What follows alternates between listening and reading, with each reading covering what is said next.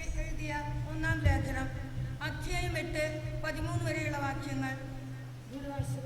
മിശിഹ സഹോദരി അനുഗ്രഹിക്കട്ടെ.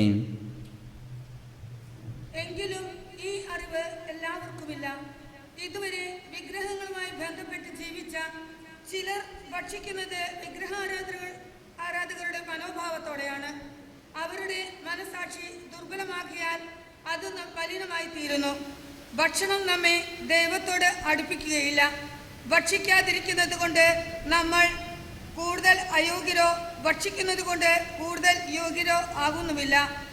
നിങ്ങളുടെ സ്വാതന്ത്ര്യം ബലഹീനർക്ക് ഏതെങ്കിലും വിധത്തിൽ ഇടർച്ചയ്ക്ക് കാരണമാകാതിരിക്കാൻ സൂക്ഷിക്കണം.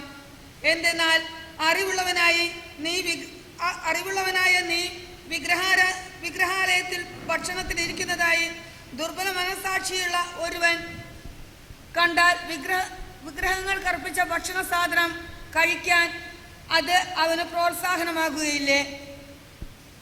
അങ്ങനെ നിന്റെ അറിവ് ക്രിസ്തു ആർക്കു വേണ്ടി മരിച്ചോ ആ ബലഹീന സഹോദരന് നാശകാരണമായി തീരുന്നു.